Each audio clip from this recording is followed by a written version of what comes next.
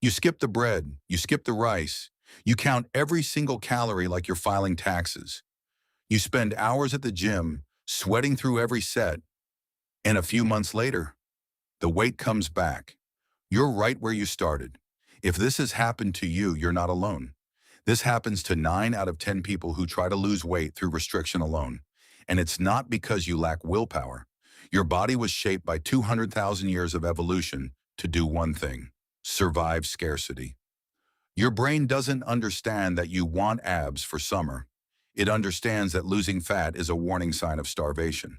That's why 95% of diets fail long term. Your metabolism slows down.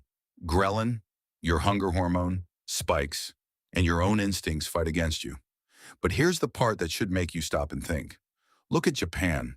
Their obesity rate is just 4.5%, one of the lowest in the developed world. In the US, over 40% of adults are classified as obese. If you include overweight, that number climbs past 70%. That means Western obesity rates are roughly 10 times higher than Japan's. And here's the detail nobody tells you. Japanese people aren't living on crazy low-carb diets or extreme fasting. They eat rice, noodles, and bread every single day. Only about 3% of Japan's population has a gym membership. Meanwhile, in the West, gyms keep opening, and people keep gaining weight. Their secret isn't a magic pill or superior genetics. It's what scientists call lifestyle design. Habits so built into daily life that people don't even notice they're doing them. Here are 7 science-backed habits the Japanese follow, and how you can start applying them today to reprogram your body and your brain. None of these habits require a gym membership, a meal plan, or willpower marathons. They work because they change your environment and your signals, not because you're forcing yourself to resist temptation every day. That's the actual difference between a habit that lasts and a diet that doesn't. Habit 1. Retrain your palate. In Japan, food education, called shokuiku, starts in preschool. Kids don't just eat lunch, they learn where food comes from and how it affects the body. School meals are cooked fresh, loaded with vegetables. No vending machines, no snack aisles. In the West, we grew up in the opposite environment.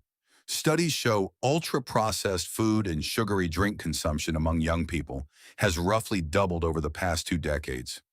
We were trained early to crave excess sodium and hidden sugar. But neuroscience proves your palate is a plastic habit. Same as how you learn to enjoy black coffee or beer as an adult. You can retrain it. The trick is gradual exposure.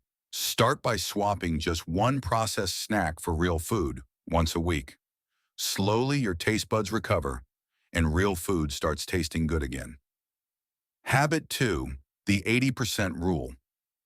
There's an ancient teaching from Okinawa, home to some of the world's longest living people, called Harahachibu, eat until you're 80% full. In the West, we're raised on finish your plate and don't waste food. That disconnects us from our body's real fullness signals. Here's the science. There's a delay between your stomach and your brain. It takes about 20 minutes for the fullness signal to reach your hypothalamus. If you eat until you feel completely full, you've already overeaten. Stopping when you could still eat a little more saves you roughly 300-400 extra calories. Exactly the amount your body stores as fat. It's about listening to the signal of comfortable, not stuffed. Habit 3. Environmental design behavioral psychology shows your environment decides for you far more than your willpower does. In Japan, convenience food means fresh rice balls, grilled fish, and vegetables. In the West, convenience means drive-through burgers, chips, and vending machine snacks. Willpower is a limited resource. It runs out after a long, stressful day. So don't fight it. Redesign it. Keep washed, cut fruit visible in your fridge.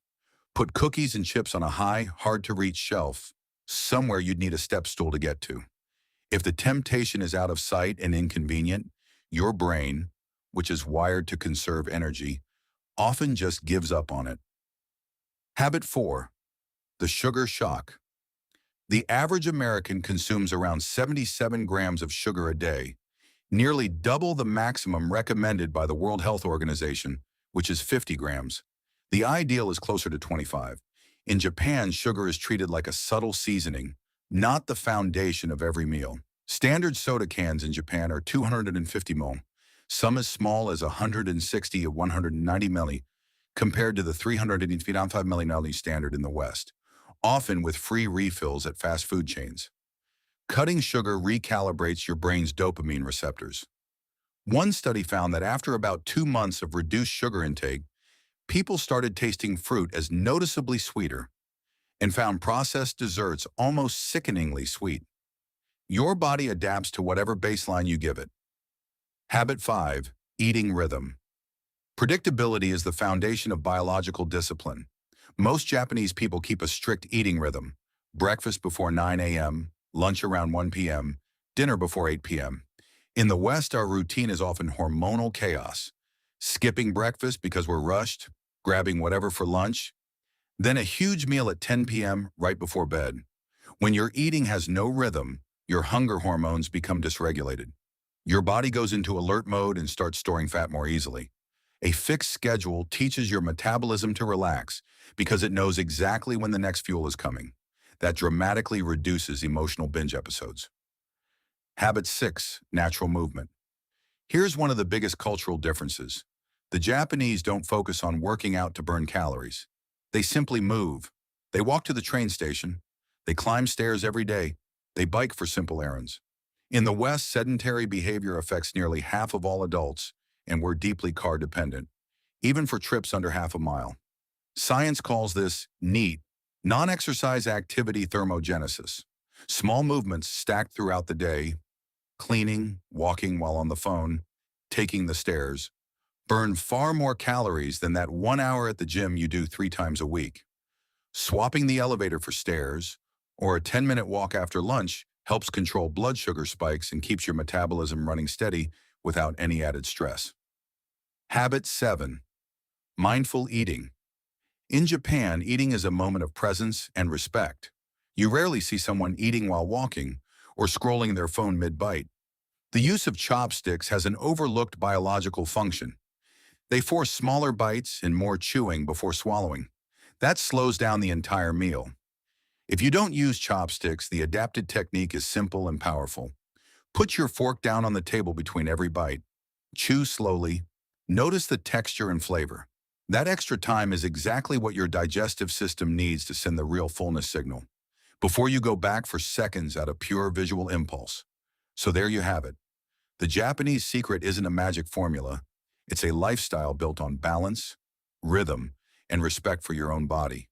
It's about no longer fighting your biology and starting to work with it instead. Retrain your palate.